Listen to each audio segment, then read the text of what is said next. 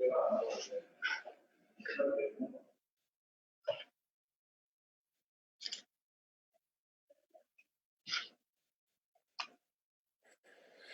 c'est lancé, tu me dis, hein.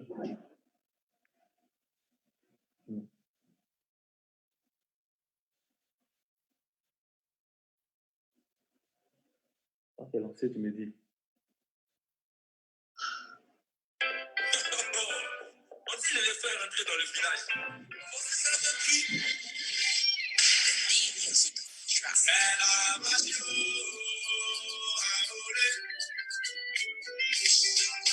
Bonsoir à tous, bonsoir. Bonsoir Facebook. Soyez les bienvenus. N'hésitez pas à partager, s'il vous plaît. Partager, c'est très important ce soir.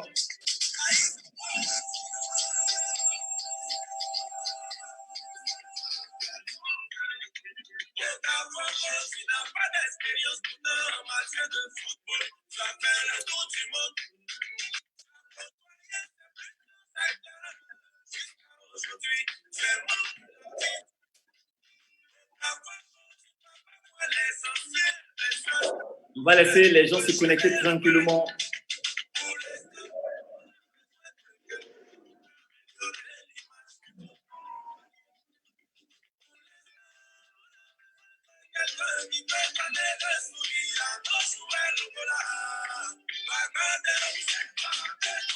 Il est 21h05. J'aime 21h05, heure européenne, 19h05 GMT. Connectez-vous. Mes invités sont déjà présents. On vous attend. Partagez. Connectez-vous.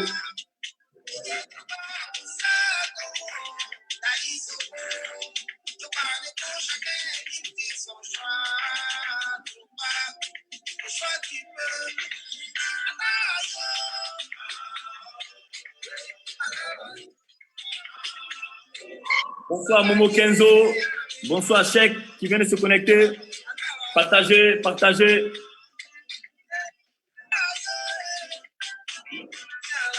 Monsieur Franck Simon est déjà présent.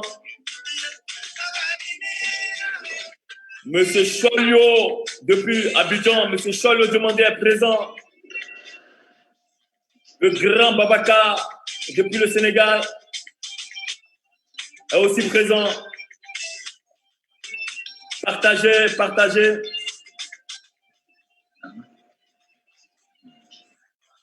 Ce soir, on a une belle affiche. Une très belle affiche.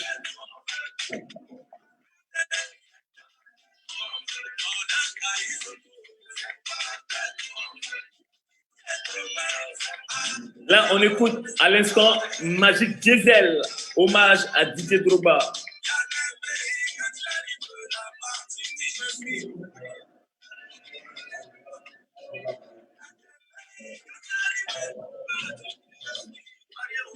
Partagez, partagez.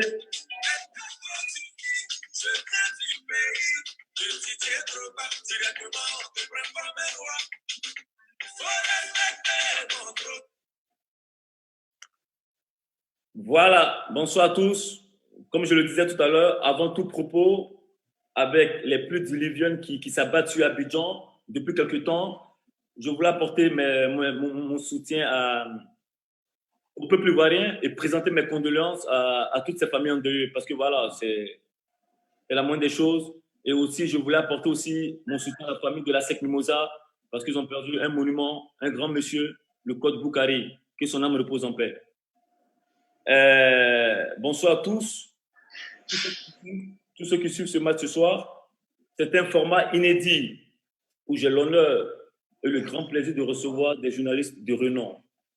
Franck Simon, grand reporter à France Football, aussi consultant à RFI et aussi à Canal+, Afrique Sport. Bonsoir. Bonsoir, monsieur Franck.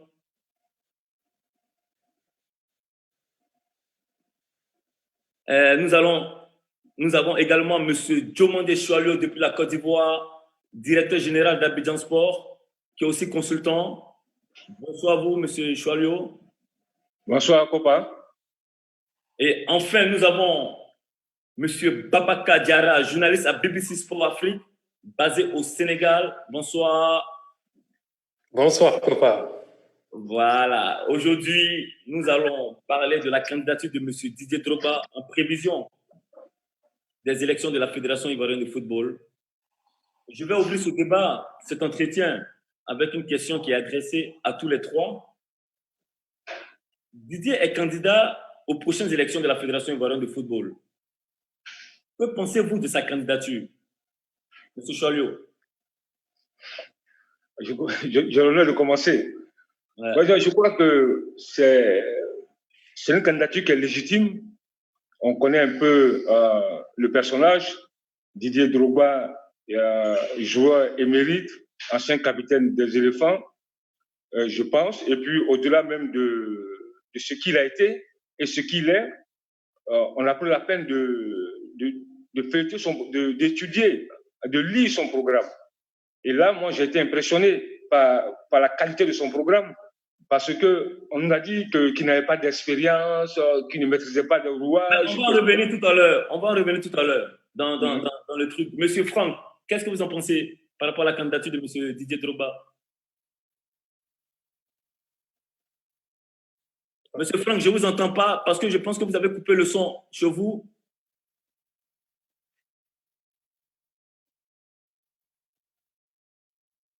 Je pense qu'on ne vous entend pas. On va s'adresser directement à M. Babacar Diarra, le temps que M. Franck. Alors, Kopa, déjà, avant de rentrer évidemment dans l'aspect programme, il y a quelque chose qu'il faut souligner, c'est que c'est louable que à peine 2 ans après sa retraite, il se présente, il prenne ses responsabilités. Ça, c'est un fait qu'il faut quand même remarquer, parce que évidemment, il y a déjà pas mal de critiques qui disent qu'il n'est pas expérimenté, etc. Mais il a pris ses responsabilités, il a décidé de se présenter, et ça, c'est louable, même si aujourd'hui, parce que c'est tout frais, sa fin de carrière, on ne peut pas dissocier le joueur Didier Drogba de celui qui va être président de la fédération, ce qui nécessite d'autres qualités, évidemment. D'accord. Merci beaucoup. Monsieur Franck, est-ce que vous avez pu régler le son, s'il vous plaît? Il faut regarder juste en bas à gauche le muet. C'est bon là normalement. C'est bon? Ah, je vous Là, entends. c'est bon. Allô? Vous m'entendez? Oui, on t'entend. Oui. Ok. Alors déjà, excusez-moi pour le fait que vous m'ayez pas entendu avant. Ce que j'avais envie de dire par rapport au Daisoko, pour moi, sa candidature, c'est une candidature de fraîcheur. Une candidature de fraîcheur parce que ça vient un petit peu en rupture avec ce qu'on connaît déjà du monde des dirigeants. Ça, c'est la première chose. La deuxième chose, pour moi, Didier Drogba, il est le candidat de l'anti-système.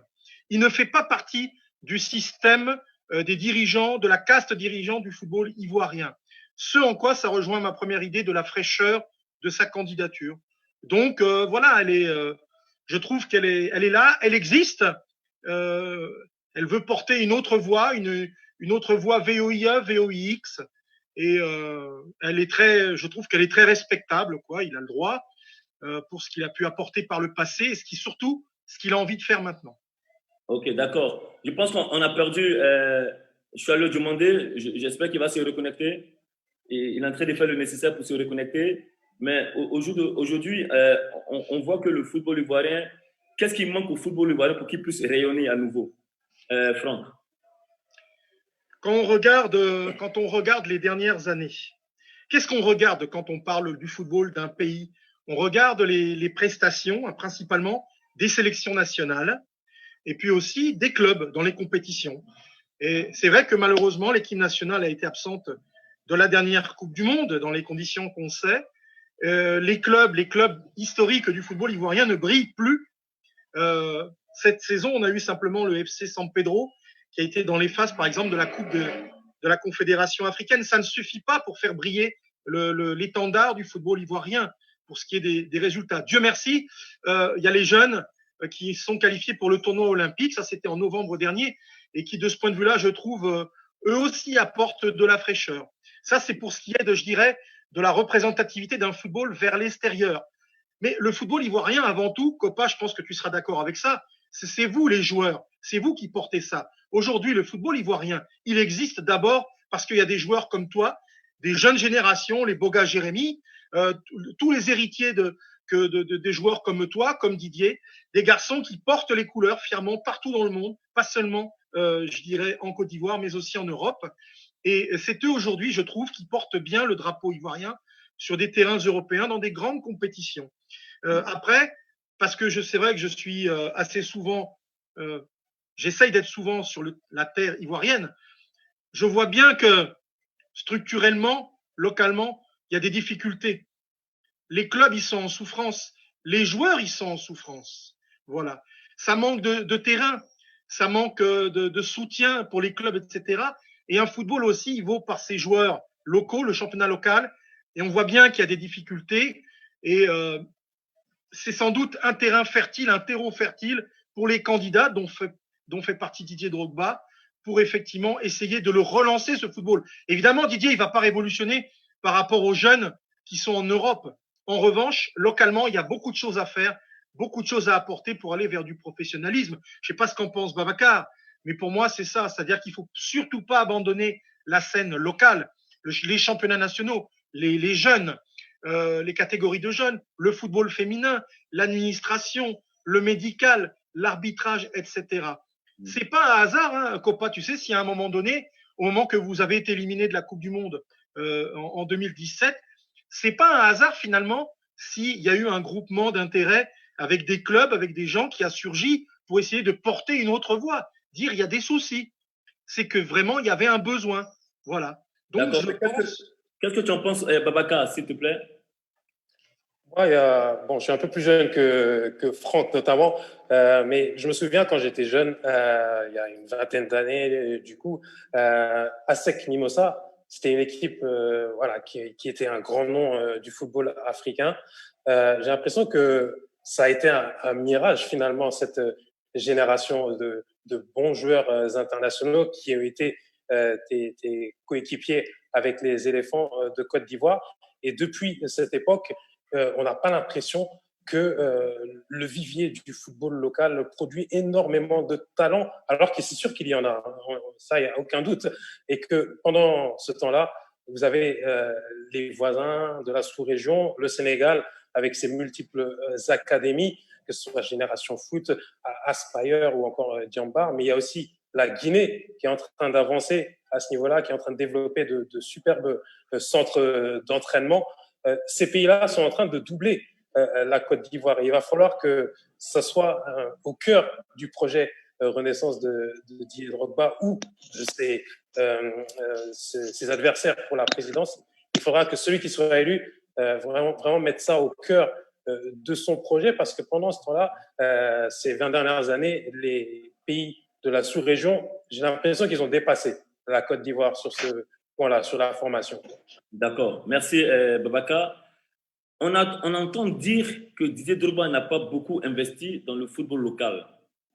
Ma question, c'est de savoir, est-ce le rôle d'un footballeur pendant qu'il est en activité d'investir dans le football de son pays d'origine, ou même au même titre que la fédération dont c'est le rôle? Monsieur Franck Simon. Oh, je préférerais que Choualio réponde parce qu'il est sur place, il connaît mieux la situation. Mais il n'y a pas une obligation, ça vient du cœur aussi quand tu as envie de t'investir, Copa. Mais je préférerais entendre Choualio sur ce sujet-là. Choualio, tu peux nous dire quelque chose par rapport à ça? Écoutez, moi je pense que c'est un faux problème. C'est un faux problème. Si il ne l'a pas fait, il a peut-être ses raisons, mais on sait aussi qu'il avait tenté une expérience avec le WAC, l'équipe de Williamsville, qui est quelqu'un qui n'a pas d'idée pour son football, pour le football local, pour le football de Côte d'Ivoire, mais qui veut aider le WAC. On sait aussi il a pas cette fameuse société qui gérait le WAC. Déjà, il avait une volonté pour le WAC de Williamsville. On le sait très bien. Et peut-être que c'était président du club, vous le direz un jour. Il a souvent été des présidents du club. Mais comme c'est quelqu'un qui n'aime pas se pavaner, qui n'aime pas trop faire de bruit, bon, les gens pensent que... Moi, je pense que c'est un faux problème. Aujourd'hui, le problème, c'est son programme. C'est ce qui doit intéresser les sportifs, ça doit intéresser les présidents du club. Qu'est-ce qu'il nous propose? Est-ce qu'il est capable de réaliser ce programme-là? Voilà la vraie question que moi je me pose. Sinon, j'ai entendu beaucoup de choses. On dit qu'il n'a jamais donné un ballon à un club, qu'il n'a jamais payé un peu ou tel président. Mais ce n'est pas de cela qu'il s'agit. Aujourd'hui, le vrai débat, voici quelqu'un qui dit qu'il a des idées pour le football de la Côte d'Ivoire et il a un programme. Il faut voir, étudier le programme, analyser le programme. Est-ce que ce programme-là est réalisable? Est-ce qu'il est capable de conduire ce programme? Moi, je pense que c'est vraiment là la vraie question. D'accord. Merci, Choualio. Babacar Diarra, tu es journaliste à BBC Sport Afrique, mais tu es basé au Sénégal. Comment est-ce que tu as perçu la candidature de Didier Drogba au pays de la Teranga? Bon, on n'en parle pas, que je sois honnête avec toi, Copa. C'est pas un sujet majeur dans l'actualité au Sénégal, mais évidemment, l'image de Drogba, évidemment, tout le monde la connaît, la respecte ici, vu de Dakar. Il n'y a pas de souci là-dessus. On va dire que voilà, on ne veut pas rentrer trop dans les histoires de programmes. Ça, c'est vraiment des querelles, on va dire, ivoiriennes. Mais on respecte le personnage qui est Didier Drogba pour son charisme et pour ce qu'il a fait pour le football africain, parce que quand il se battait, c'était vraiment pour le continent. Hein. Il ne représentait pas que la Côte d'Ivoire à l'époque. Les Sénégalais étaient derrière Didier Drogba et il a certainement rameuté énormément de supporters à Chelsea du Sénégal. Ok. Monsieur Franck, toi qui suis bien ces élections en Côte d'Ivoire et tu connais bien les autres candidats, quelles sont pour toi les qualités de Didier Drogba pour pouvoir accéder à la présidence de la FIFA? Bon, te dire que je les suis bien, ça serait un mensonge. C'est-à-dire que je suis, grâce à mes collègues, mes confrères, je m'y intéresse parce que, en fait, la candidature même de Didier a fait qu'elles sont devenues encore plus intéressantes. Parce que sinon, c'était un débat avec déjà des dirigeants qui sont connus. Comme je l'ai dit tout à l'heure, lui, ce qui est intéressant, c'est sa fraîcheur. Il arrive avec des idées et des idées neuves. Il arrive avec un parcours et un réseau qui est sans doute bien différent de celui des dirigeants qui sont en place. Je pense par exemple à Sori Diabaté, puisqu'il fait partie des candidats et qu'il est considéré par certains comme le grand favori. Moi, je pense que ce qui est intéressant avec Didier, c'est ça. C'est qu'il incarne un petit peu une voix différente, une voix anti-système. C'est ça sa qualité. On peut pas lui reprocher d'être pour un camp ou pour l'autre, tout simplement parce qu'il arrive tout neuf dans ce débat démocratique avec les clubs. C'est d'ailleurs ce que certains lui reprochent, hein, ce que disait aussi Choualio, on lui reproche des choses qui ne seraient pas investies beaucoup avant, etc. Qu'est-ce qu'on en sait en vérité? Peut-être que c'est sa façon d'être, qu'il n'avait pas envie de faire savoir ce qu'il faisait, etc. Mais ce qui est certain, moi je pense qu'il s'est toujours intéressé à ce qui se passait au pays. Toi, tu l'as vécu en interne avec l'équipe nationale, et on sait tout ce qu'il peut apporter, tout ce qu'il peut insuffler d'idées, de bonnes idées, ouvrir son carnet d'adresses pour faire en sorte que le football ivoirien profite peut-être d'investissements, de parrainage, etc., etc. Voilà. Il ne faut pas attendre que de l'argent, en vérité. Les clubs n'ont pas, ou les groupements d'intérêt, ils n'ont pas à attendre que de l'argent de la part je dirais, d'une candidature ou plutôt d'une présidence de Didier Drogba. C'est lui tout ce qu'il peut apporter en tant qu'homme. Voilà, c'est ça qui est intéressant. Et je pense qu'il peut apporter beaucoup, et différemment que, par exemple, les candidats actuels. Je pense qu'il a comme atout aussi sa jeunesse, et puis sa grande connaissance aussi du football européen, des rouages du football professionnel, du football européen.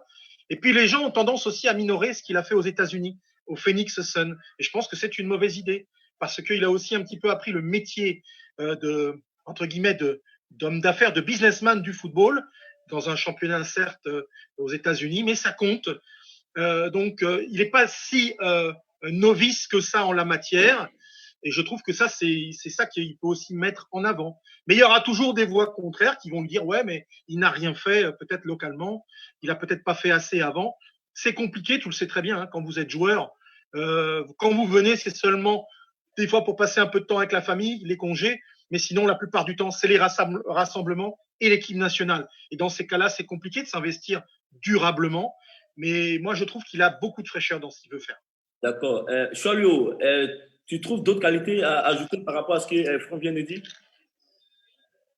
Oui, mais écoutez, moi je pense que, vous savez, aujourd'hui, on sait que le football ivoirien traverse une période assez compliquée, assez difficile. Je vais pas revenir sur les résultats des équipes engagées en compétition africaine. Je ne vais pas revenir, mais il y a une chose qui est certaine. Aujourd'hui, pour moi, avec l'équipe actuelle, excusez-moi, mais quand tu regardes un peu le bilan, même aujourd'hui, ils sont très préparés, l'Assemblée générale ordinaire du 4 juillet prochain. On a lu un peu les différents rapports qu'ils ont remis au club, mais c'est ahurissant ce qui est dans ce rapport. C'est incroyable. Et moi, je pense qu'avec le champ, je ne crois pas que Didier Drogba, à la tête d'une fédération, puisse commettre ce genre d'erreur. Ce n'est pas possible. Et c'est là que le changement est important. Il faut redonner à ce football ses lettres de noblesse. Parce que cette fédération se résume à un ou deux trophées sur le plan sportif. Non, le bilan, il est souvent moral, il est financier, c'est la gouvernance, c'est le développement du football. Aujourd'hui, regardez un peu ce qui se passe. Le championnat de Côte d'Ivoire, des matchs qui se jouent, des équipes qui ont des recettes de 3 000 francs CFA. Et avec ça, on va nous faire croire que tout marche bien. Je dis non. Aujourd'hui, Didier, il peut donner à ce football-là ses lettres de noblesse. Et puis, n'oubliez pas l'engouement populaire que ça peut apporter. Qui dit engouement populaire dit forcément des annonceurs qui vont venir. Parce que s'il y a le public au stade, si les gens retrouvent un nouveau souffle, les gens vont forcément venir au stade. Si les stades sont pleins, forcément, ces clubs-là auront des ressources. Parce qu'aujourd'hui, le football de haut niveau, c'est les ressources, c'est les moyens financiers. C'est vrai, le programme de Didier, il est beau, mais au-delà du programme, il est capable d'apporter des ressources à ce football-là. Il est capable, il a un carnet d'adresses qui est très riche. Il peut apporter beaucoup à ce football-là. Et puis moi, tu vois, mon copain, mais souvent, ces anciens footballeurs, je ne vais pas les citer ici, mais ils m'ont souvent interpellé, ces anciens footballeurs-là, qui sont aujourd'hui de l'autre côté. Ils m'ont souvent interpellé. Mais Choidio, voici des gens qui nous dirigent, qui n'ont jamais joué au football. Mais aujourd'hui, vous avez la chance d'avoir un coéquipier qui veut briguer ce poste-là, et vous retractez, vous avancez d'autres arguments. Je pense que il y a beaucoup d'incohérences dans cette démarche-là. Mais au-delà de ça, je dis pas que Didier va venir tout changer, mais il faut l'essayer. Il faut essayer, on va voir. Si au bout de 4 ans, il ne donne pas les résultats escomptés, on dit, ah, monsieur Didier Drogba, on vous a fait confiance, on vous a donné votre chance, vous n'avez pas réussi. Mais a priori, on dit non, il n'a pas d'expérience, il n'a jamais. Non, mais il faut arrêter. L'expérience là, il n'y a pas une école où on va prendre l'expérience. Aujourd'hui, il est différent des autres. Il faut lui donner sa chance. Et je pense que quand tu regardes un monsieur comme ça, qui est ambassadeur du championnat de France, Franck Simon, si je me trompe, tu peux me rectifier, qui est ambassadeur de la Ligue 1 française, c'est-à-dire un championnat où il y a les Neymar, les Cavani, les Di Maria, et lui, il est l'ambassadeur de ce championnat-là. Est-ce qu'il faut faire une élection même pour élire Didier Drogba? Mais il faut lui donner sa chance. Il faut lui donner sa chance. Aujourd'hui, on dit non, il n'a pas d'expérience de dirigeant. Tout à l'heure, je ne sais pas si c'est Franck ou Baka qui le soulignait, mais il est quand même propriétaire du club. Aux États-Unis, lui n'est même pas dirigeant, il est propriétaire d'un club parce qu'il a racheté les actions d'un club. Donc ça veut dire déjà qu'il a une expérience dans le management d'un club. Mais un club, son club aux États-Unis, par rapport à un le club de Côte d'Ivoire, est-ce qu'il y a une différence? Lorsqu'il recevait le club à l'Hôtel d'Ivoire en septembre dernier, il a raconté une anecdote qui m'a impressionné. Il dit, quand j'arrivais dans ce club-là, il n'y avait pas 300 à 200 personnes qui allaient voir les matchs. Aujourd'hui, nous sommes à 10 000 personnes grâce à sa personne. Et ils ont refait le stade. C'est un stade flambant neuf qui accueille aujourd'hui 10 000 personnes. Mais quelqu'un qui le fait, c'est qu'il a quand même une expérience de la gestion du football. Il a une expérience du football. Mais on dit non, il n'a pas d'expérience, il doit rejoindre tel camp. Je dis non, il faut lui laisser sa chance.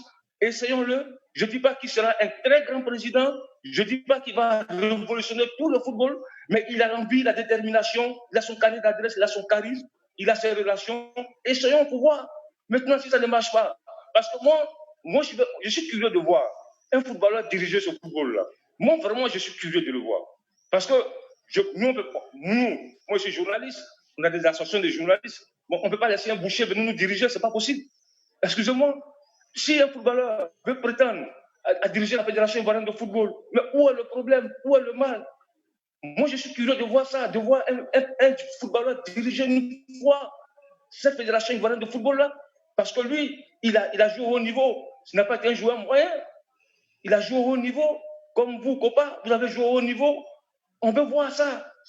Moi, cette expérience-là, je veux la vivre, je veux voir ça. Qu'est-ce que ça va donner? Un footballeur diriger la Fédération ivoirienne de football, qu'est-ce que ça va apporter? Maintenant, après 4 ans, si ça ne marche pas, on va tirer la conclusion. Ok, merci beaucoup. Merci beaucoup, Chalio. Je retiens qu'on doit lui donner une chance, c'est ça le plus important. Si vous avez eu l'occasion de consulter son programme, quels sont les points qui pourraient peut-être pencher sur la balance en sa faveur? D'abord, Babacar. Bon, j'ai pas eu l'occasion de mettre la main sur les autres programmes, malheureusement. Par contre, là où j'attends, enfin, on attend tous Drogba, c'est sur le fait qu'il a évidemment joué en Europe et que c'est cette expérience-là qu'il faut qu'il ramène dans son pays. La Côte d'Ivoire, c'est sur des petits détails. Je vois dans le programme Green, par exemple, sur ce qui est pelouse, etc.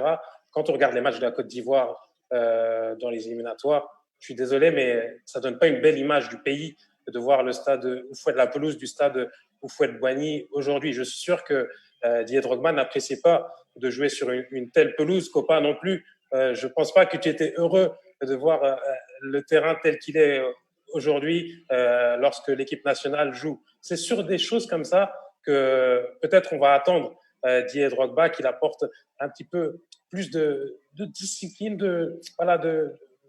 son expérience, ces petits détails qui font la différence pour que une grande nation du football qu'est la Côte d'Ivoire puisse encore tutoyer un peu plus les grandes nations du monde, les grandes sélections mondiales. Et puis, il y a d'autres choses, il y a plein de détails qui sont intéressants dans son programme. Il y a la médecine du sport peut-être qui peut, voilà, il veut insister là-dessus. Peut-être, voilà, lui, il a eu l'expérience, que ce soit à Chelsea et ailleurs. Voilà, c'est sûr qu'il a eu affaire à ce genre de petits problèmes de blessures, etc. Comment c'était géré? Ça, c'est peut-être Choilieu qui pourra me le dire plus avec des détails, mais comment est structurée la médecine du sport en Côte d'Ivoire? C'est certain que Drogba, lui, il pourra apporter quelque chose de plus par rapport à son expérience là-dessus. Merci, Babacar. Franck, toi, qu'est-ce que tu penses? Quels sont les points qui peuvent peut-être faire en sorte que ça puisse pencher en faveur de Didier? C'est compliqué à dire parce que c'est pas forcément pour de bonnes raisons que certains ne voteraient pas pour lui. Voilà. Les programmes, il y a des points en plus qui se ressemblent d'un candidat à l'autre, hein, faut pas le nier. Je trouve d'ailleurs même que, et c'est un reproche que j'ai entendu chez certains, que son programme est un petit peu dans sa présentation, si tu veux, dans sa formulation, survole un peu les choses. Il s'est pas vraiment, il a pas vraiment développé. Et il a fait des points comme ça, des paragraphes, etc.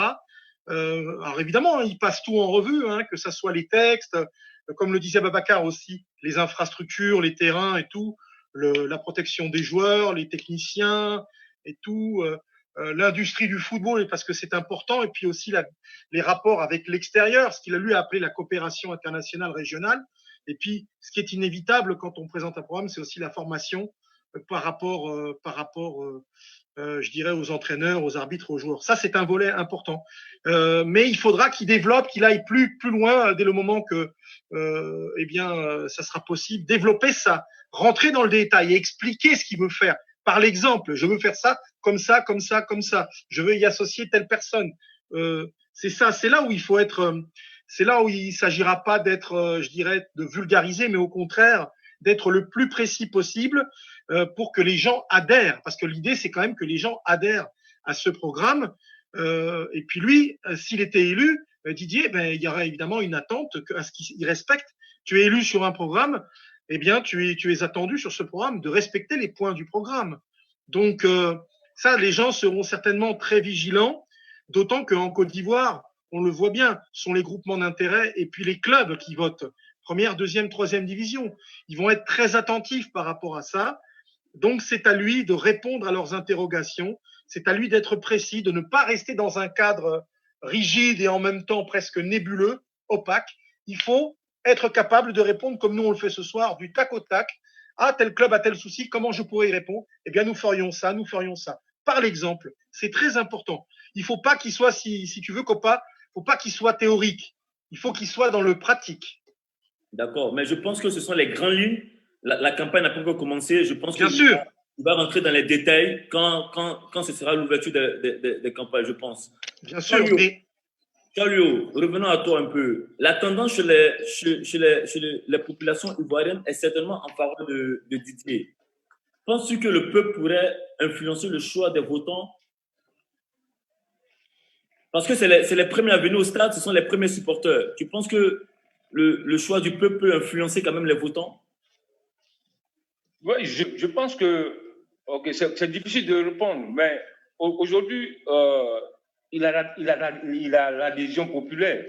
Si c'était un vote populaire, il serait déjà le président de la Fédération ivoirienne de football. Parce que partout où tu passes, tout le monde, moi, souvent m'interpelle. On dit, mais vous, votre affaire, là, laissez Didier va prendre la fédération. Les gens ne sont même pas du milieu. Mais c'est curieux, c'est quand même impressionnant que il est extrêmement populaire. Extrêmement populaire. Maintenant, cette élection, vous savez, Copa, il ne vous apprend rien, c'est une danse de sorciers.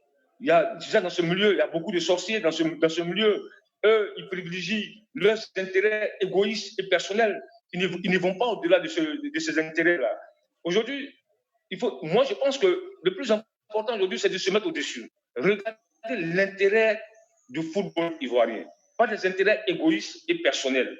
Vous voyez, c'est là la difficulté de Didier Drogba. C'est à lui maintenant d'avoir un discours, d'avoir maintenant la méthode pour ramener tous ces électeurs-là.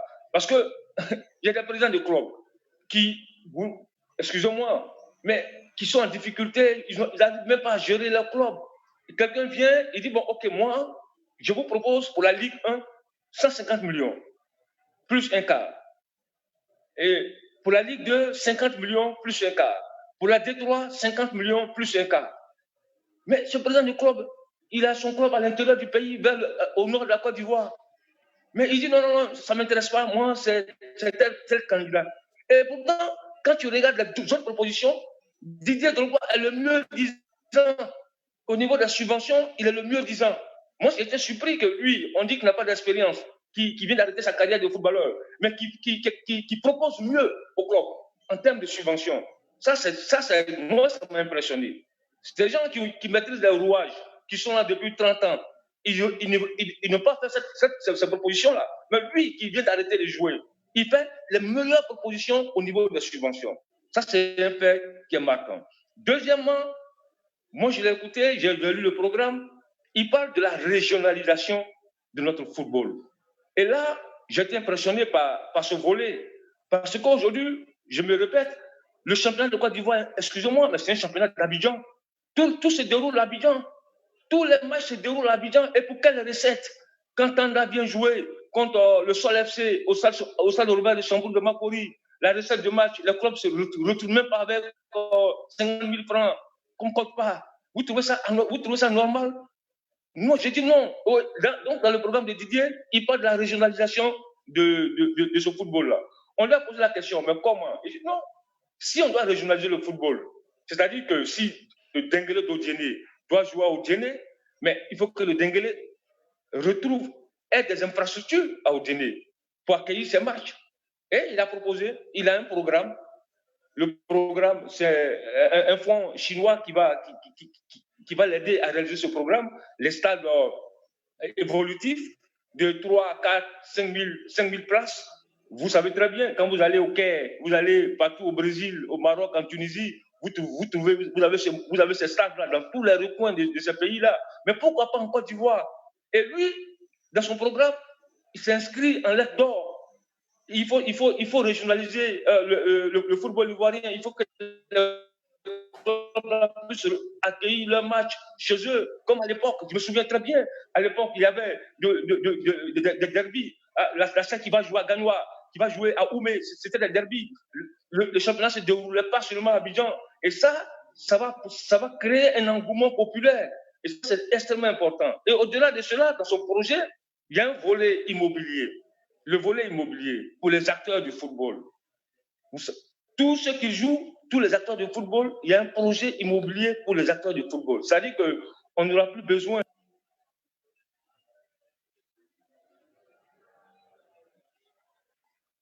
Chalio, je ne sais pas si tu m'entends, on ne t'entend plus, nous. Il a coupé son son. Je pense que tu as coupé ton son en touchant, peut-être. Chalio, si tu nous entends. Bon, je vous entends. Ouais, c'est bon, Chalio, c'est bon. C'est bon, bon, Chalio. Tu peux continuer. Donc, je disais qu'un footballeur, il ne va pas peut-être aller jouer en Europe ou au TP Mazambé ou au Raja de Casablanca avant de se construire une maison. Donc, il y a ce projet-là qui est dans le programme. Donc, je pense que c'est quand même un aspect assez important. Et puis, même au-delà de ça, il y a le statut du joueur qu'il faut revoir. Il y a aussi, il met l'accent sur le football féminin. Vous savez, le football féminin en Côte d'Ivoire, ça se joue en 4 ou 5 journées. Et puis après, on dit non que c'est un championnat. Non. Donc, il met l'accent aussi sur le football féminin, même le statut des arbitres. Le statut des arbitres. Donc, je pense que ce programme-là, il est alléchant. Maintenant, est-ce que certains présidents de club ont pris la peine même de lire ce programme? Est-ce qu'ils comprennent le programme? Voilà la vraie problématique. Voilà, c'est la vraie problématique. Parce que des 3 candidats, il a l'un des meilleurs programmes. Lui qui vient d'arrêter, lui qui n'a pas d'expérience, qui nous propose un tel programme et qui fait les meilleures propositions en termes de subventions. Je pense qu'il faut être un fou ou un sorcier pour vraiment ne pas jeter un coup d'œil sur ce programme-là. OK. La question reste posée au président du club. Merci, Chalio. On va revenir à Babacar. Babacar, en tant que journaliste africain, penses-tu que les joueurs africains doivent-ils s'investir davantage dans la gestion de notre football? Est-ce que le cas de Didier pourrait servir d'exemple? C'est un point que je voulais aborder. Merci de poser la question, parce que c'est vrai qu'en regardant un petit peu, je ne trouve pas énormément de présidents de fédérations qui ont été joueurs. Il y a Kalusha Bwalia, évidemment, du côté de la Zambie, qui a été ensuite dirigeant de sa fédération. Mais on se rend compte que les joueurs ne s'impliquent pas assez. Et lui, c'est sûr que rien que par son charisme, son image, l'image qu'il a laissée dans le monde du foot à travers le monde et ses réseaux aussi, il va forcément apporter quelque chose. Il va pouvoir avoir des contacts qui vont forcément apporter à un moment ou à un autre pour le football ivoirien. Ça, c'est indéniable. Il y a des choses, Franck, tu parlais tout à l'heure du fait que voilà, il est anti-système, mais voilà, c'est ça, le fait qu'il arrive d'un circuit totalement différent fait que naturellement, il va arriver avec un carnet d'adresses totalement différent.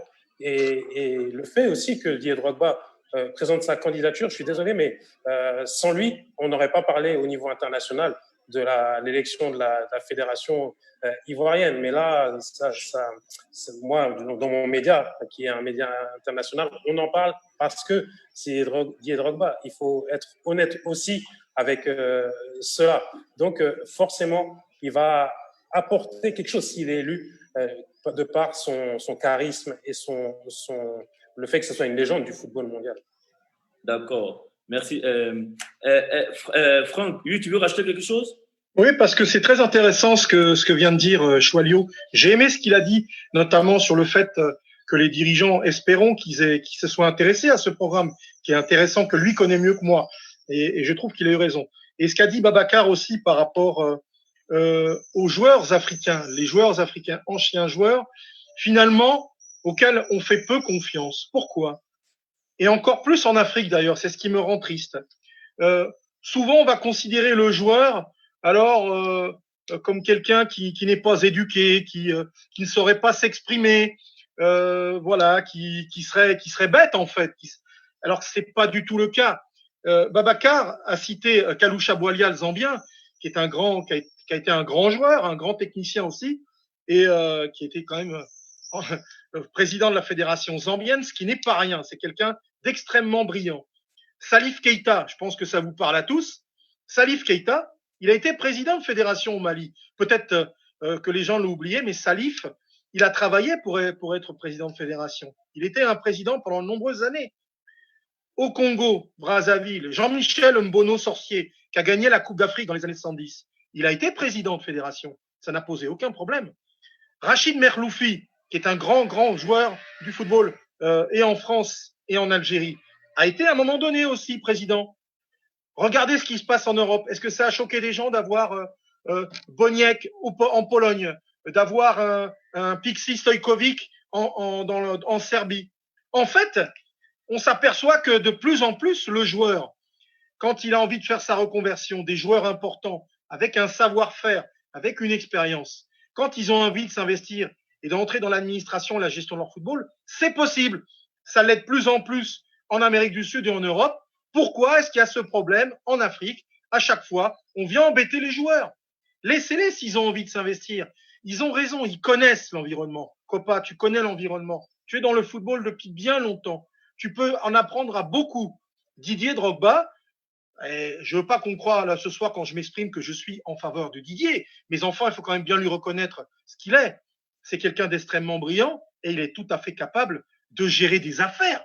Regardons comment il gère ses propres affaires. Il en est capable. Alors pourquoi il serait pas capable de gérer, avec évidemment autour de lui une équipe compétente, les affaires du football ivoirien?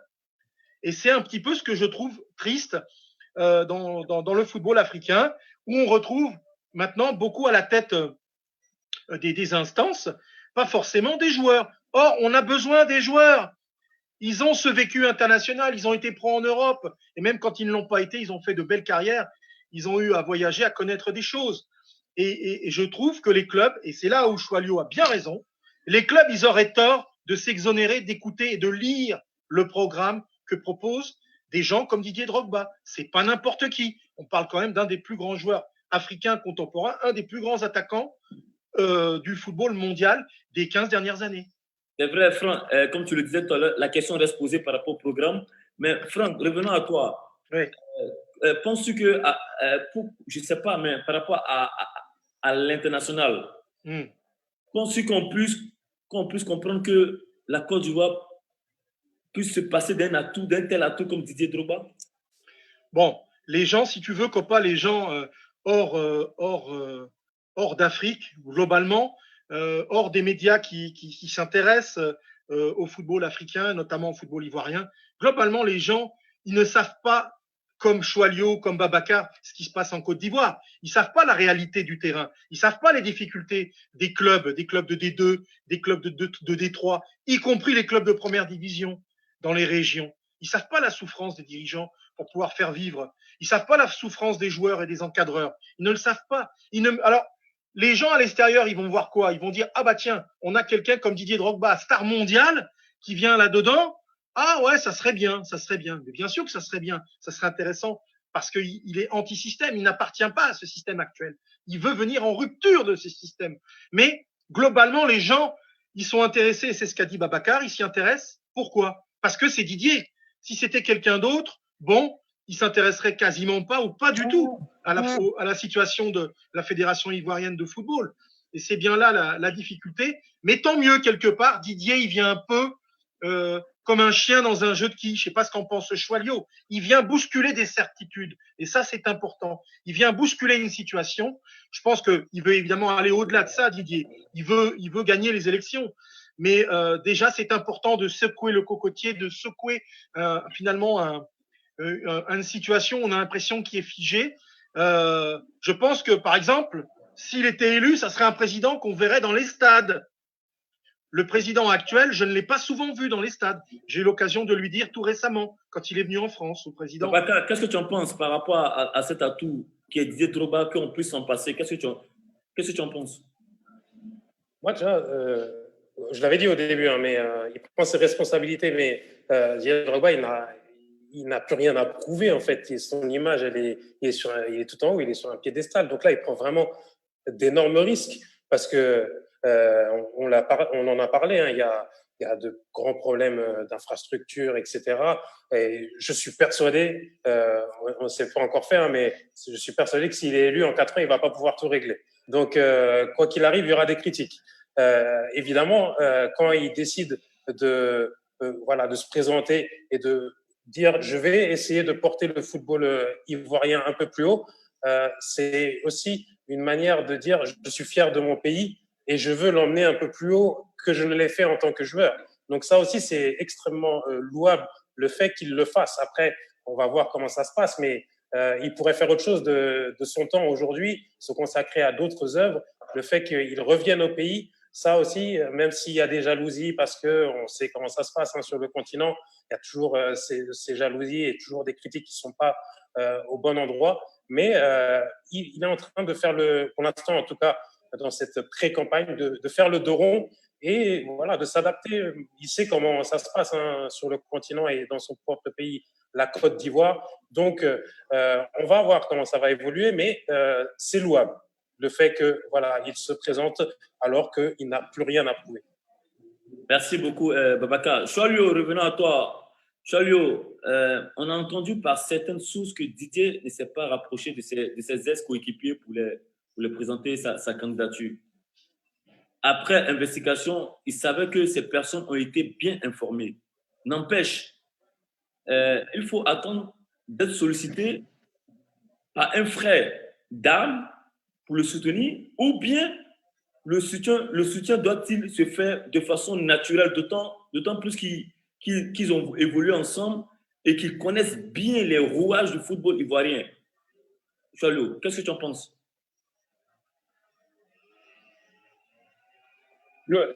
Écoutez, moi je pense que je vais aller droit au but. Hein. Vous savez, ceux qui tiennent ce discours, c'est avec la fédération de football. Tous ceux qui tiennent ce discours-là, pour la plupart, ils sont proches de la fédération. Il paraît même qu'ils sont des salariés de la fédération. Donc, ils sont accrochés à ces intérêts-là. De l'autre côté, c'est les intérêts égoïstes et particuliers qui sont mis au devant pour justifier telle position ou telle position. Moi, c'est ça, c'est ce qui me désole. Je dis, tout à l'heure, je le disais, tous ces anciens footballeurs-là, certains m'ont souvent dit, Cholio, aidez-nous. Voici des gens qui nous dirigent, mais qui n'ont jamais joué au football. Et 2 ans, 3 ans après, il y a un footballeur qui arrive, de cadre international qui arrive, et c'est le même gars qui me le disait, qui tenait notre discours. Moi, j'ai dit, mais attends, ils ne sont pas cohérents avec eux. Voilà, ils ne sont pas cohérents avec eux. Et puis, au-delà de cela, je vais rebondir un peu sur tout à l'heure un aspect que Franck évoquait. Il disait que il ne comprenait pas que la candidature de Didier Drogba, pourquoi ne pas accepter. Mais il dit, vous savez, ceux qui ont dirigé le football, ceux qui dirigent actuellement le football, ils n'aiment pas le football, ils aiment l'argent du football. Vous voyez? Ils n'aiment pas le football, ils aiment l'argent du football. Moi, j'ai lu un peu un rapport financier de cette fédération ivoirienne de football, le rapport de 2012-2013, avant une assemblée générale. Ce rapport qu'ils ont distribué au club, j'ai pris la peine de lire ce rapport. Mais comment on peut comprendre que les clubs sont pauvres? Le football ivoirien, les joueurs ils vivent une situation très difficile. Et que des gens d'un comité exécutif dépensent près de 4 milliards en une année en billets d'avion. Mais c'est incroyable. Ce n'est pas moi qui le dis, hein. C'est eux-mêmes qui l'ont écrit dans leur rapport financier. Mais moi, j'ai pris la peine de le lire. Certains journalistes ne le font pas. Mais moi, j'ai pris la peine de lire ce rapport-là. 4 milliards de francs CFA dépensés en billets d'avion au cours d'une saison pour des membres de la Fédération ivoirienne de football. Mais voilà, voici les réalités du football ivoirien. Et récemment, il y a un commissaire aux comptes qui a refusé de certifier les comptes de la Fédération ivoirienne de football parce qu'il y a près de 3 milliards 800 millions qui n'étaient pas justifiés. Mais au même moment, les clubs sont pauvres. Parce qu'une fédération est au bâche, mais contribue au développement du football au niveau de la direction technique nationale, au niveau du championnat de jeunes, au niveau du football féminin, du beach soccer. C'est tout ça, le développement du football. Mais rien de tout ça. Le championnat de jeunes a disparu en Côte d'Ivoire. Il n'y a plus de championnat de jeunes. Il n'y a plus le football féminin se joue en un mois. Pourtant, il y a les moyens financiers qui sont là. C'est pourquoi je dis, aujourd'hui, il est grand temps de redonner à ce football-là ses lettres de noblesse. Et moi, je disais Drogba, honnêtement, je ne suis pas. On me dit, mais que Choileux, c'est un pro Didier Drogba. Je dis non. Ce qui me motive, moi, je veux voir un footballeur diriger le football ivoirien. Et je veux voir ce que ça va dire. Voici un peu ce qui me motive. Donnons au football, donnons aux footballeurs leur maison. Parce que la Fédération ivoirienne de football, s'il n'y a pas de footballeur, il n'y a pas de club, il n'y a pas de fédération.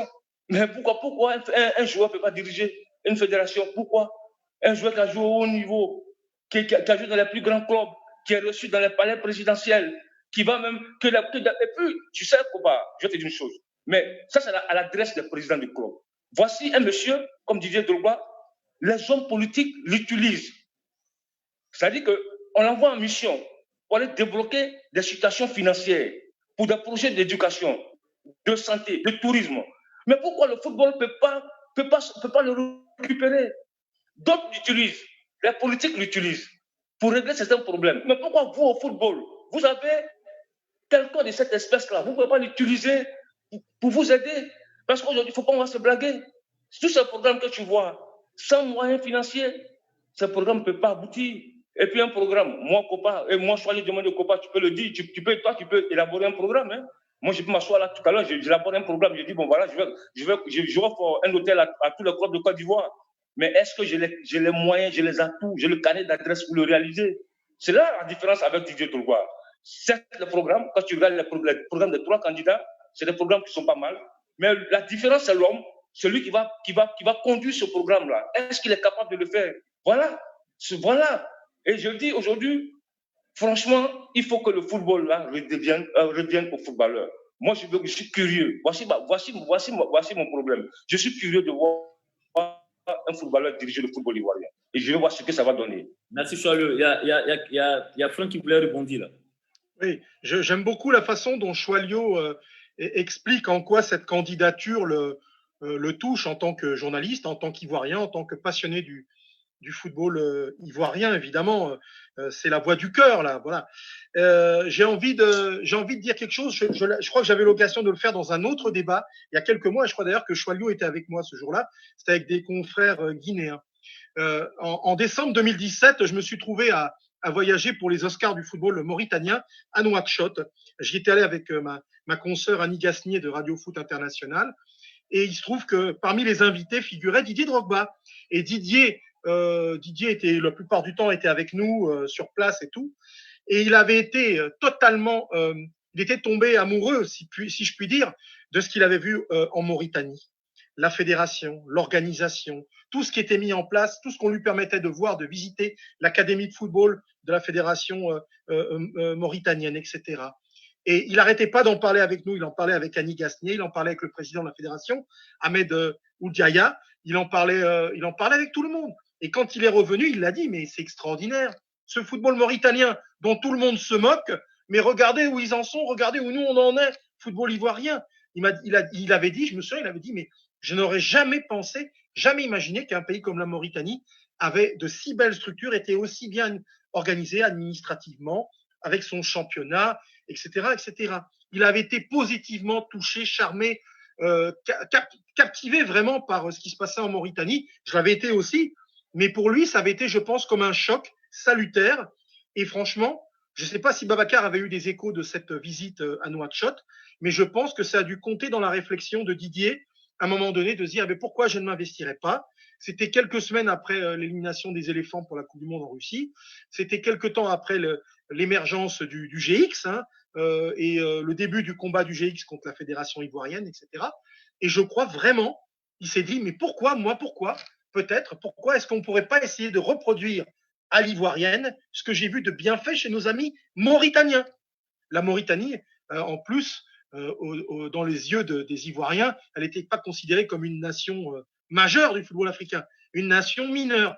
Sauf qu'on l'a vu on l'a vu au Chan 2 fois et on l'a vu à la dernière Coupe d'Afrique des Nations. C'est un football qui a beaucoup progressé.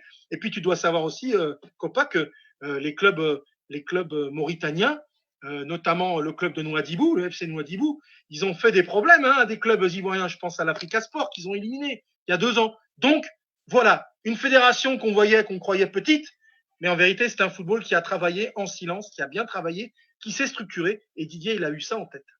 Justement, Babacar, es-tu au courant des dits de Franck là?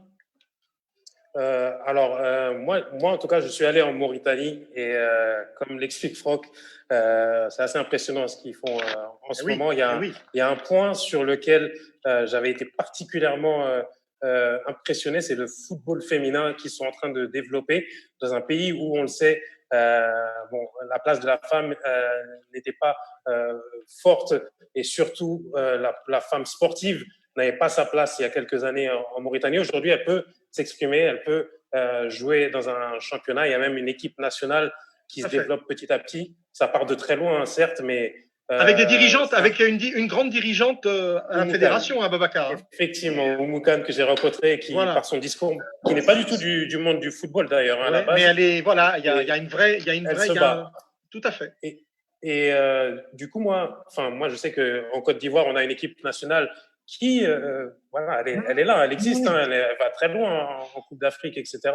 Mais Clémentine Touré qui se bat un peu toute seule, j'ai presque envie de dire, je suis sûr que Didier Drogba sera attendu sur ce sport féminin pour l'appuyer, parce que le foot féminin, c'est le futur aussi. Ouais, c'est ce qu'a dit, t'as vu, c'est ce qu'a dit tout à l'heure Choualio. Oui. Il a beaucoup insisté sur le football féminin parce que la Côte d'Ivoire a une très belle équipe nationale féminine et que la Côte d'Ivoire a surtout une sélectionneuse, une technicienne hors pair, exceptionnelle à mes yeux. Elle est exceptionnelle. Donc vraiment, ça serait dommage de gâcher ces potentialités-là. Et je pense effectivement, tu as raison. Peut-être que Choualio complétera, mais je pense que Didier, il a l'œil là-dessus. Exactement. Et on parlait du cas de la Mauritanie. Qui a été un déclic pour Didier. Qu'est-ce que tu en penses?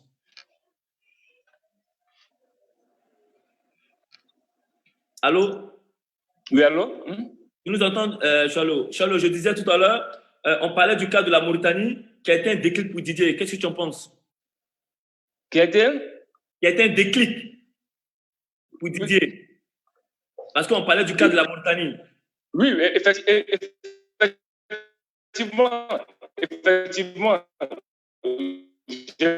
je suis un de ses camarades de Talent d'Afrique sur Canal Plus Sport sur la Mauritanie, où dans le reportage, ils ont interrogé le président de la fédération mauritanienne qui expliquait un peu, parce que quand on a vu ce reportage, mais c'était impressionnant. Et les infrastructures qui ont été construites en Mauritanie, même le siège de la fédération, qui est un siège fonctionnel très moderne. On a vu la qualité des pelouses. On a vu aujourd'hui tout ce football mauritanien-là, qui, il y a quelques années de cela, au classement FIFA, était mal classé. Aujourd'hui, on voit aujourd'hui ce football mauritanien qui est en train de rebondir. N'oubliez pas que même le champion de la Mauritanie élimine le champion de la Côte d'Ivoire. Mais il y a 10 ans de cela était inimaginable. Mais aujourd'hui, c'est le cas. Donc, la question a été posée au président de la fédération mauritanienne par mes confrères de Canal Plus Sport. Il leur a dit non, que ce n'est pas les moyens de l'État, c'est les moyens de la FIFA. C'est-à-dire que la FIFA octroie des aides aux fédérations, aux associations. Donc, lui, ces moyens-là, il les met à la disposition de son football. On voit la qualité aujourd'hui des pelouses en Mauritanie. Mais chez nous, ce n'est pas le cas. C'est pas le cas chez nous. Quelle pelouse, Choualio? Quelle pelouse en Côte d'Ivoire? Est bien organisée. Le championnat. Oui. Allez, en Côte d'Ivoire? Ah ouais, quelle pelouse? Mais non, il n'y a pas. Quelle pelouse? Franck Simon, oui. Je vais vous raconter une histoire.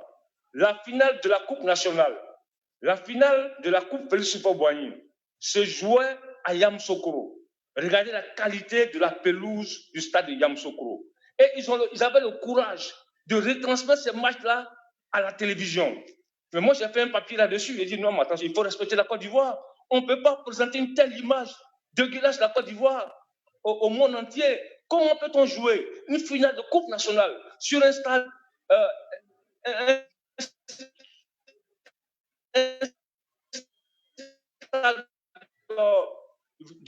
excusez-moi le terme, c'est pas un stade là sur ce terrain-là. On retransmet ça à la télévision. Non, mais attends. Vous savez, Kopa Bari, tu as connu à l'époque la Coupe nationale de Côte d'Ivoire, la finale de la Coupe nationale de Côte d'Ivoire. C'était un des grands moments du football ivoirien.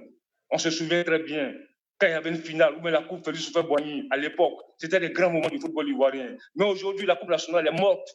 Elle est morte, la Coupe nationale de Côte d'Ivoire. Ils ont tué la Coupe nationale de Côte d'Ivoire. Ils ont tué le championnat local. La Coupe Félix Houphouët-Boigny, c'était des grands moments. Moi, je me souviens de la finale de 1975 à cette là au stade de Dimbokro. Il y a eu des grandes finales au stade de Séguéla. Mais aujourd'hui, là, c'est cette finale qui se joue dans l'indifférence totale. Ils ont créé une compétition qu'on appelle la Coupe de la Ligue, une compétition bidon qui n'intéresse même pas les clubs. Et aujourd'hui, je vois dans le programme d'un des candidats qui dit qu'il va trouver des sponsors pour chaque compétition. C'est-à-dire un sponsor pour le championnat, un sponsor pour la Coupe nationale, un sponsor pour la Coupe Houphouët-Boigny. Mais pendant 10 ans, vous n'avez pas pu le faire parce qu'il y a Didier Drogba qui arrive et qui veut tout réorganiser. Vous levez, vous dites non, nous aussi, on va trouver des sponsors. Mais il faut arrêter la comédie. Mais pendant 10 ans, la Coupe nationale de Côte d'Ivoire, il n'a jamais pu trouver un sponsor de plus de 10 millions pour la Coupe nationale de Côte d'Ivoire.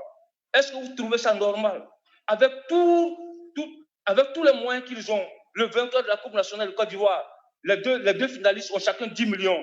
Vous trouvez ça normal? Au même moment, vous dépensez près de 4 milliards en billets d'avion en une année. Franchement, il faut que les choses changent. Il faut donner à ce football. La Côte d'Ivoire est un grand pays de football. Je vais rebondir un peu par rapport à ce que tu dis. C'est vrai, à l'époque, moi j'ai eu la chance de jouer dans des stades qui étaient vraiment tout le temps pleins. Franchement, c'était vraiment un régal. Mais c'est vraiment triste de voir des stades vides et délabrés.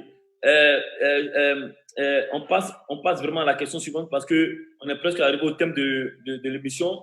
Il y a les deux candidats aujourd'hui, que ce soit Idriss Diallo ou Sory Diabaté, qui ont respectivement travaillé aux côtés du président Jacques Anouma et aux côtés du président Sidi Diallo. Ils ont donc de l'expérience. On peut vanter que la Côte d'Ivoire a eu la chance de gagner de participer à 3 Coupes du Monde et même de gagner cette Coupe d'Afrique en 2015. Cependant, on attend encore la souffrance des joueurs de clubs. On constate aussi que le manque d'infrastructures, aussi le ras-le-bol général du peuple.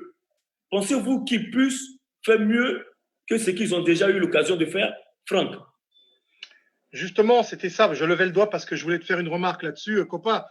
Je me dis, très naïvement, Didier Drogba, s'il est élu président de la Fédération ivoirienne, est-ce que vous croyez, messieurs, que quelqu'un qui a été un joueur représentatif, un symbole, est-ce que cet homme-là laisserait dans la merde, excusez-moi d'utiliser ce mot-là, mais c'est ça, est-ce que lui laisserait dans la mouise ses frères, ses jeunes frères joueurs qui souffrent pour pratiquer le football? On dit que c'est un football professionnel ou semi-professionnel. Les garçons, là, en ces temps de souffrance, de crise sanitaire liée à la pandémie, eh ben, ils sont dans la difficulté. Comment ils font? Comment survivre?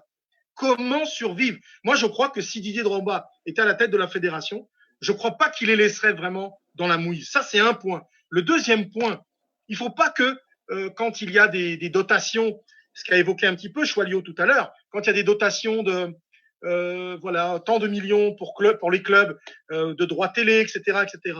Il ne faut pas que ça devienne un peu un levier utilisé par les dirigeants en disant « Ah, si vous nous embêtez, là, on va un peu durer avant de vous les envoyer. » Les clubs, ils ont besoin de cet argent pour survivre.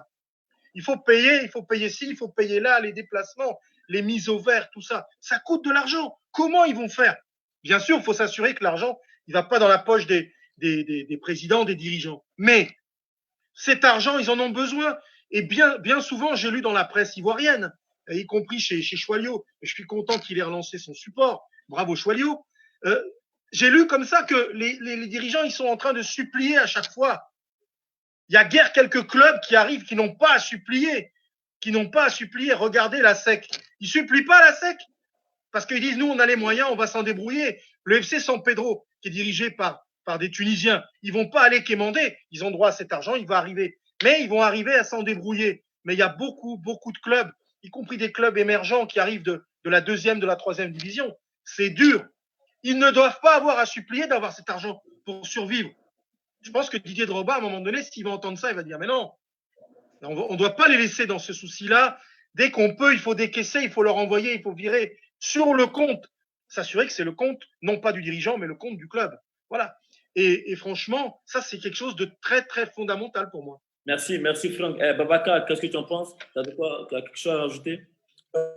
Bon, en tout cas, par rapport à la question, il y a un point qui est essentiel, je pense, quel que soit le candidat qui sera élu, c'est que ce sera le président de la fédération pendant la prochaine CAN. Donc, il va falloir charbonner un petit peu pour que ça se passe du mieux possible. Évidemment, on sait que au Cameroun, on parlait notamment d'un retard il y a quelques mois, quelques années. On va voir si cette CAN est décalée, mais derrière, ça va être à la Côte d'Ivoire et ça va arriver très, très vite.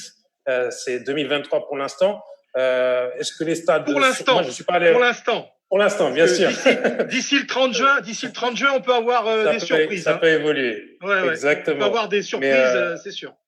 Ce qui serait du coup un avantage pour la Côte d'Ivoire, qui aurait le temps de finaliser, on va dire, tout ce qui est infrastructure. Mais en tout cas, il va falloir que le président de la fédération après la prochaine élection chapeaute tout cela. Et on sait évidemment que pour un pays comme la Côte d'Ivoire, ce sera un événement très, très important que cette Coupe d'Afrique des Nations. Merci, Babacar. On va conclure maintenant avec M. Choualo Demandé. Oui, je voulais rebondir un peu sur ce que disait tout à l'heure Franck au sujet des joueurs. Que Didier Drogba ne va pas laisser les joueurs ivoiriens dans la paupérisation. Mais vous savez, lorsqu'on évoque ce sujet, il y a certains qui nous disent mais ce n'est pas le rôle de la Fédération de payer des salaires. Je dis à ceux-là, aujourd'hui, je vais leur dire une chose. C'est vrai, ce n'est pas le rôle de la Ligue professionnelle ou de la Fédération de payer des salaires. Mais c'est la Fédération ou la Ligue professionnelle mettent des mécanismes en place afin que les clubs puissent pas dans la population. Parce que ce n'est pas appliqué en Côte d'Ivoire. C'est seulement la CEC, le FC San Pedro qui respecte ce cahier des charges. Mais si un club, tu es incapable de présenter des garanties sur ta saison, voilà, j'ai les moyens de payer mes joueurs pendant 10 mois ou 12 mois, mais tu ne t'engages pas. Et puis, il faut qu'il y ait des contrôles. Est-ce que c'est le rôle de la fédération? On ne dit pas à la fédération de payer les salaires, non. Mais est-ce que les clubs que vous engagez dans le championnat vous prouvent des garanties qui seront même de payer leurs joueurs? En France, Franck Simon, je ne vous apprends rien. Il y a la DNCG qui veille à tout ça en France. Mais c'est cette structure-là qui manque ici. On donne des subventions aux clubs et il n'y a pas de contrôle. Vous remettez des subventions à des clubs et vous vous assurez pas si cette subvention-là arrive à bon port. Voilà le problème. On ne dit pas au président de la Ligue professionnelle ou au président de la fédération de payer les salaires, mais c'est le rôle de la fédération d'établir un contrôle, d'élaborer un processus, de mettre en place des structures, des mécanismes pour contrôler. Parce que s'il n'y a pas de joueurs, il n'y a pas de spectacle. S'il n'y a pas de joueurs, il n'y a pas de match. Donc, le rôle de la fédération, c'est de chercher à comprendre aussi, de vérifier si les joueurs vivent dans de bonnes conditions. Mais si des clubs qui ne payent pas, moi je connais un club, que je ne vais pas citer le nom, mais qui a passé près de 15 ans en Ligue 1 ivoirienne, qui recevait près de 50 millions de francs CFA, mais qui n'a jamais payé de salaire. Qui n'a jamais payé de salaire, qui ne paye même pas de primes. Je ne vais pas citer le nom du club. Le président du club, il se reconnaîtra à travers mes propos. Il a passé 15 ans en Ligue 1. Il recevait une subvention. La subvention a évolué. De 3 millions, c'est passé après à 38 millions, à 50 millions. Mais il n'a jamais payé un salaire, ni de primes de match. Mais la fédération était au courant. Mais la fédération était au courant de cette situation, mais ils ont laissé faire. Ils savent, ils sont au courant de tout. Mais c'est à eux de mettre les mécanismes en place, de mettre les structures en place, d'imposer des cahiers de charges, afin de pousser les clubs à respecter leurs joueurs. Mais vous ne le faites pas. Vous remettez des subventions aux clubs. Il n'y a pas de contrôle. Mais les présidents de contrôle vont faire ce qu'ils veulent et les joueurs vont vivre dans la misère. Hier, au cours d'une émission à la télévision ivoirienne, j'ai évoqué ce cas. Les joueurs des joueurs de Ligue 2, des joueurs professionnels qui ont des salaires de 40 000, 50 000 francs. Mais est-ce que des joueurs professionnels qui n'ont pas des salaires de servantes, vous trouvez ça normal? Et vous, avec ça, on veut que le football évolue? Tu ne peux pas vivre. Non, j'ai dit non. Tu ne peux pas vivre avec ça. C'est impossible. Voilà, c'est pas possible. C'est vraiment triste. Il faut le mécanisme. Et qui met en place le mécanisme? C'est la fédération, c'est la Ligue professionnelle. Voilà. D'accord, Charlot. Je pense que Charlot, c'est très frappant tout ce que tu viens de dire. Mais bon, je ne sais pas si tu as encore quelque chose à rajouter parce qu'on s'est un peu coupé. Je disais que c'était très frappant tout ce que tu viens de dire. Je ne sais pas si tu as quelque chose à rajouter encore avant de conclure. Non, mais ce que je veux souligner, c'est que ce qui est intéressant dans cette affaire, quel que soit le vainqueur de cette élection, les choses vont changer, les choses seront plus comme avant. Parce qu'aujourd'hui, vous savez, copain, à l'époque, ces élections, Franck l'évoquait tout à l'heure, c'était des élections qui se passaient entre présidents du club, entre journalistes sportifs, vous voyez. Mais aujourd'hui, cette élection a pris une autre dimension. Ça a pris une autre dimension. C'est devenu une affaire nationale, même internationale, par la présence de Didier Drogba. Donc, le futur président de la fédération, il sait qu'il sera attendu au point du feu. Il ne va pas faire n'importe quoi. Les choses vont changer. Parce que aujourd'hui, les clubs, là, les présidents du club, pour eux, la fédération leur appartient, mais ils ne le savent pas. C'est eux les propriétaires de la fédération. Parce qu'une fédération, c'est l'émanation des clubs. S'il n'y a pas de club, il n'y a pas de fédération. Vous voyez, il n'y a pas la fédération d'un côté et puis les clubs d'un côté. C'est les clubs qui éligent le président de la fédération. Mais malheureusement, en Côte d'Ivoire, il y a des présidents des clubs qui pensent que ceux qui dirigent la fédération est leur propriété privée. Donc, ils sont dans une position de mendicité. Voilà le drame. Ils n'ont pas encore pris conscience. Et que cette fédération-là, c'est pour eux. C'est eux qui font la fédération. Excusez-moi, Franck, est-ce que le président de Niort ou de Dijon ou de Reims va quitter Reims ou Dijon ou Niort pour aller à Paris, demander de l'argent au président de la fédération, au président de la Ligue? C'est pas possible en France. Dans un pays civilisé, dans un pays bien organisé, un football bien organisé, c'est pas possible. Mais on le vit ici. Des présidents de clubs qui vivent au crochet des dirigeants de la fédération. Ça, c'est pas possible. On ne peut pas avancer avec ça. C'est pourquoi je dis il faut une prise de conscience des présidents des clubs qui savent que la fédération, c'est leur propriété, c'est pour eux la fédération. Ce n'est pas pour ceux qui dirigent la fédération. D'accord. Monsieur Charlot, merci beaucoup. Nous savons très bien que les populations ne votent pas, mais la population, c'est les premiers supporters. Je suis convaincu que les votants n'iront pas à l'encontre du choix du peuple. De manière pacifique, exprimez-vous, exprimez votre voix, parce que je pense que c'est important de montrer son choix pour la renaissance du football ivoirien. Chers messieurs, je voulais encore vous remercier d'avoir pris votre temps pour cette émission. Et je voulais dire merci aussi à tous les abonnés. Babacar? Non, je voulais juste dire merci pour l'invitation. C'est très intéressant et on va suivre ça de très près dans mon média. Et bon, on va espérer que ça se passe bien, que les querelles ne débordent pas sur des choses, on va dire puériles, que ça reste vraiment voilà, dans le cadre du football et que évidemment ça lance une sorte de renouveau au football ivoirien. Moi, je suis au Sénégal, comme je l'ai dit, hein, et on était en retard, on va dire, au Sénégal il y a quelques décennies. La Côte d'Ivoire, c'était vraiment un moteur. Il faut que voilà, la Côte d'Ivoire pousse le Sénégal pour que tout le football africain aille un peu plus haut, parce que c'est vraiment une grande force du football africain. Franck, tu as quelque chose à rajouter? Oui, d'abord de te remercier de ton invitation, d'avoir pu débattre avec Babacar et puis avec Choilio, mon frère Choilio, depuis tant d'années. Et puis de dire aussi que quel que soit, et là je ne fais que paraphraser ce que disait Babacar, quel que soit l'homme qui sera élu à la tête de la fédération, le chantier est considérable, le chantier est immense, et effectivement celui qui sera élu, il sera comptable d'un programme. Il faudra qu'il respecte ce sur quoi il s'est engagé, et ça c'est là où nous, le rôle des journalistes sera aussi important, de retracer ce qui aura été fait, ce qui n'aura pas été fait. Et je pense que Choilio, par exemple, est bien placé pour savoir et pour suivre tout ça. En tout cas, merci à toi, Copa. C'est toujours un plaisir d'être à tes côtés et de débattre sur des choses aussi intéressantes que cette candidature du Daizoko.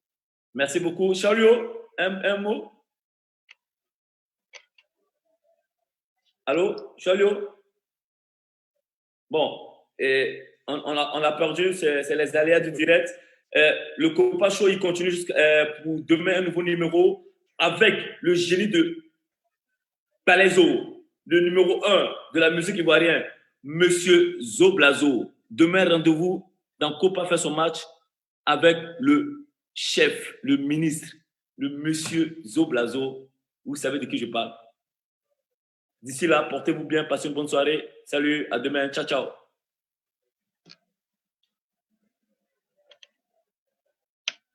Ok. Bon. Salut, Franck. Ciao, Boubacar. Plaisir Bonne d'avoir soirée. échangé avec toi. Oui. Toi aussi. Et la bise à, si tu